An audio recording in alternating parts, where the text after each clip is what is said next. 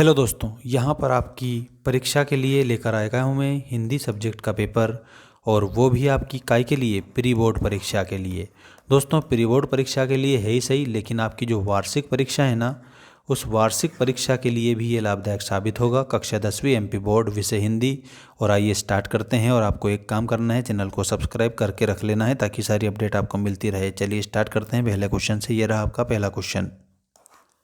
शिव धनुष टूटने पर कौन क्रोधित हो गए थे? तो दोस्तों, शिव जी का धनुष टूटा था तो भगवान परशुराम क्रोधित हो गए थे। क्यों हो गए थे? क्योंकि परशुराम जी के गुरु जी थे शिव जी का धनुष था, इसलिए परशुराम जी क्रोधित हो गए थे। चलिए अगला क्वेश्चन देखते हैं। रीतिकाल को कितनी काव्यधाराओं में विभाजित किया है? तो रीतिकाल को 3 काव्यधाराओं में विभाजित कर दिया गया है। शोक किस रस का स्थायी भाव है? तो दोस्तों यहाँ पर याद रखिएगा, और वो हो जाएगा करुण रस का स्थायी भाव शोक होता है। ठीक है। भोलानाथ अपने पिता के साथ कौन सा खेल खेलते थे? तो कुश्ती का खेल भोलानाथ अपने पिता के साथ खेलते थे। नेक्स्ट क्वेश्चन है, अर्थ के आधार पर वाक्य के कितने भेद हैं? तो अर्थ के आधार पर वाक्य के 8 भेद होते हैं, रचना के आधार पर 3 होते हैं, और वाच्य के आधार पर भी 3 होते हैं। तो आप सभी बच्चों को वाच्य भी याद रखना है, वाच्य के अलावा आप सभी बच्चों को रचना भी याद रखना है। ठीक। अगला देखो, नेताजी का चश्मा के लेखक हैं स्वयं प्रकाश जी। नेताजी का चश्मा के लेखक हो जाएंगे। अब रिक्त स्थान की पूर्ति कीजिए वाला क्वेश्चन देखिएगा। ये आपका पहला प्रश्न आपकी स्क्रीन के सामने आ चुका है। उत्साह कविता में को संबोधित किया गया है? दोस्तों, उत्साह कविता में बादल को संबोधित करा है। चौपाई एक सममात्रिक छंद है, तो सममात्रिक लिखेंगे। मन्नू भंडारी का जन्म मध्य प्रदेश के भानपुरा में हुआ था दोस्तों। ठीक है, भानपुरा याद रखना। जिसके समान दूसरा ना हो उसे अद्वितीय कहते हैं, तो इसमें आप सभी को अद्वितीय लिखना है। गंतोक का अर्थ आप लोगों को क्या बताना है? पहाड़ बताना रहेगा। और वाच्य के भेद होते हैं, 3 भेद होते हैं, तो आप सभी बच्चों को 3 याद रखना है।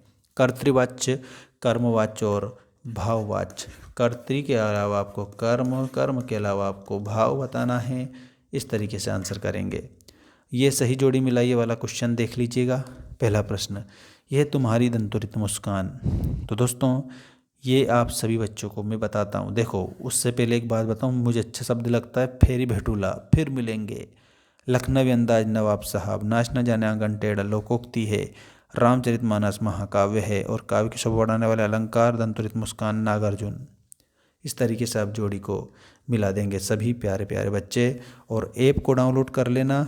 यदि आपको 6 सब्जेक्ट के नोट्स चाहिए तो आज ही मेंबरशिप परचेस कर लेना सभी बच्चे। ऐप पर क्लास 10th टॉपर के लिए मेंबरशिप मैंने दे दी है। वहाँ पर आपको सब कुछ मिल जाएगा जिसकी आपको परीक्षा में आवश्यकता लगेगी, और आप अच्छे नंबर लेकर जरूर आओगे। सत्य असत्य वाले क्वेश्चन आ चुके हैं। ये रहा पहला क्वेश्चन।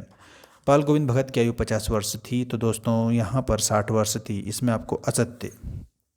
सीता स्वयंवर में राम लक्ष्मण मुनि विश्वामित्र के साथ गए थे, ये सही। रीढ़ नरगट एक प्रकार की घास बांस से बनाई जाती है, सही। दोहा छंद में 16 मात्रा, असत्य। सज्जन में स्वर संधि, ये भी असत्य, क्योंकि सज्जन में व्यंजन संधि है।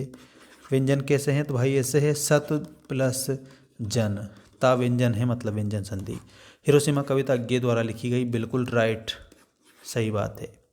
ठीक है, ऐसे आप इसमें आंसर करेंगे।